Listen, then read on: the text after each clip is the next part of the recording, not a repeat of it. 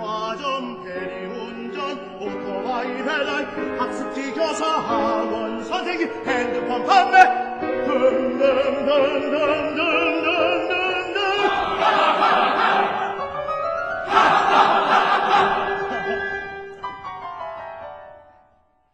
네, 이게 갑자기 무슨 노래인가 싶으셨죠? 네, 지난 21일 예술의 전당 무대에서 공연된 시민합창단 음악이 있는 마을의 이 정기 공연 실황 가운데 셀러리맨 칸타타의 일부분, 노래 제목은 면접번호 16번이었다고 합니다. 합창단 음악이 있는 마을, 올해로 벌써 창단 22년째라고 그래요. 이번에 공연된 셀러리맨 칸타타처럼 우리말로 된 창작곡 위주로 그것도 우리의 현재를 담는 내용으로 그런 공연을 쭉 해오고 계시다고 하는데 무척 의미 있는 작업이라고 여겨져서요. 창단 때부터 지금까지 합창단을 이끌어오고 계신 홍준철 지휘자를 오늘 초대석에 좀 모셨습니다. 어서 오십시오. 안녕하십니까. 공연 잘 됐습니까? 예, 무사히 잘 끝났고요. 유료 관객이 많았습니까? 유료 관객 좀 있었습니다. 조금? 그렇게 많지는 않죠, 요즘. 무엇보다도 이제 공연을 하게 되면 관객과의 교감을 했느냐 안 했느냐가 굉장히 중요하잖아요. 근데 관객과의 교감은 아주 잘 돼서 그건 아주 성공적이라고 보고 있습니다. 네. 시민합창단 음악이 있는 마을 96년에 만들어졌다고요? 예, 맞습니다. 어떻게 만들어지게 된 겁니까? 그러니까 한국예술종합학교의 초대 총장이었던 이강숙 총장님 그리고 2대 총장이었던 이건영 작곡자시죠. 그리고 저 이렇게 세 사람이서 이제 모여서 이야기를 좀 자주 할 때가 있었는데 이론으로 아무리 설파를 해도 한국 음악을 창작을 굉장히 열심히 해야 된다 음악계가라고 이야기해도 그거 왜 자꾸 우리 보고만 하라 그러냐 하려면 니네가 하라 이런 분위기였었거든요. 그러니 남 보고 하라고 하지 말고 그 말로는 사람을 가르치기 어렵다. 그러니 그거가 실현되는 걸 보여주면 그게 훨씬 더 좋은 모델이 되지 않겠냐. 그렇다면 우리 합창단 만들자. 그렇게 맨발로 시작했죠. 맨 처음에 그럼 몇 명이 모였습니까? 36명으로 시작했죠. 그 36명은 어떻게 모은 거예요? 그러니까 이제 서로 아름아름으로? 아닙니다. 그럼요. 그 당시는 종이신문이 굉장히 위력이 있었던 때인데요. 종이신문에 기자들을 찾아다니면서 이제 이런 한국 합창을 하려고 하니 기자들이 좀 도와주십시오라고 해서 여러 군데 그게 좀 나기 시작했어요. 기사가 나고. 그래서 100여 명 정도가 왔는데 오디션을 통해서 36명을 뽑았죠. 조금 아까 소리를 들어보니까 수준도 상당하시던데요. 지금.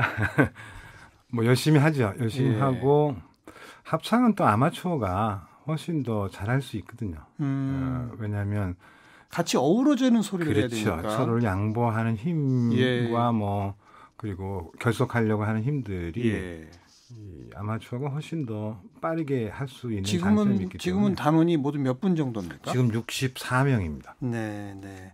창단 22년째인데 지난 일요일 날 예술의 전당 콘서트홀에서 한 공연이 제18회 정기 연주회네요. 그렇죠. 저희는 그러니까 매년 정기 연주회를 한다라는 개념은 없어요. 그러니까 뭐 아마추어 합창단이니까 우리가 가능하면 1년에 연주회 2번도 하고요. 좀 연습을 좀 굉장히 많이 필요로 한다 하는 곡이면 2년에 한 번도 하고 그런 것들이 이제 어떤 조직에 포함되어 있지 않은 합창단의 자유스러움이죠. 그렇겠죠. 그러면 그래도 매주 모여서 연습은 하나요? 그렇죠. 매주 화요일마다 저녁에 모여서 연습을 하는데요. 10년 전에는 일주일에 2번씩 모였어요. 어이구. 그게 가능했었어요. 근데 지금은 뭐 도저히 안 되니까 안 되고요. 일주일에 한 번인데 역시 한국은 아직은 저녁 시간의 자유 그게 있는 나라 같지는 않고요. 뭐 피부적으로 느끼면 퇴근하고 오는 게 너무너무 힘들어하는 단원들이죠. 이런 정기 연주회 외에 연주 활동은 전혀 없습니까? 아니요, 많습니다. 어디서 어떻게 이루어집니까? 그러니까 이제 그쪽에 열심히 하더라. 그러니까 위촉해서 초청해서 이제 하는 연주도 있고요.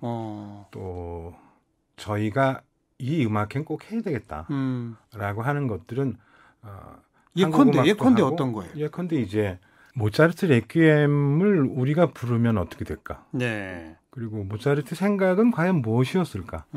모차르트가 우리에게 주는 감동은 또 무엇이냐? 그런 걸 생각해 보면 그럼 우리도 모차르트 레퀴엠 하자라고 네, 해서 우리가 돈을 들여서 이제 모차르트 레퀴엠 그런 것들을 연주하죠. 그렇군요.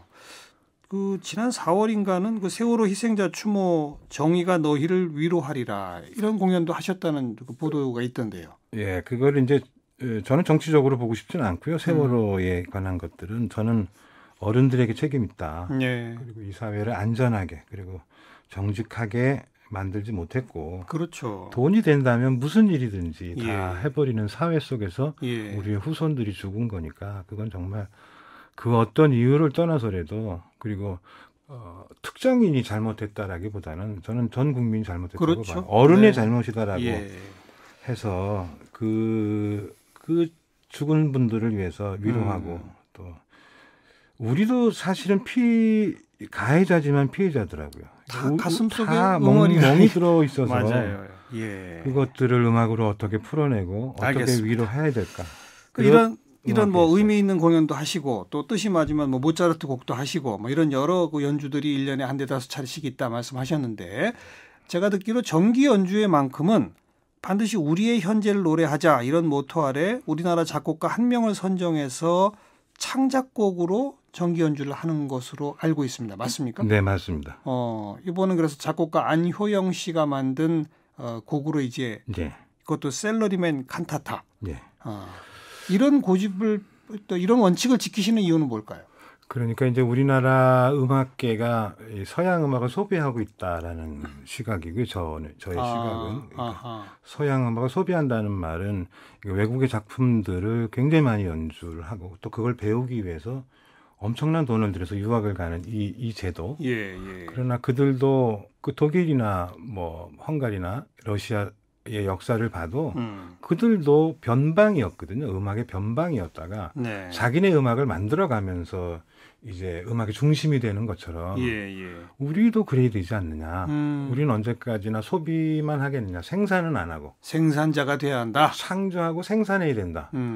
그러려면 작곡 위촉을 하고 또 한국어의 아름다움을 합창으로 그렇게 노력을 해야 언젠가는 우리가 문화 강국이 되고 유럽이 그랬던 것처럼 우리도 그 역사가 쌓여서 후손들이 그 문화의 혜택을 받을 수 있지 않겠냐. 그러려면 지금 당장 해야 되는 일이 창작이다. 그래서 꽤 많은 작곡자들이 이건영, 노선락, 강은수 등등의 작곡자들의 작품을 정기 연주회로 모셔서 이 한국 합창 음악을 조금 더 발전시키고 또 언젠가는 이제 서양 음악 그렇게 쫓다가 이젠 눈 돌릴 데 없으면 저는 한국 합창 음악으로 돌릴 거라고 보거든요.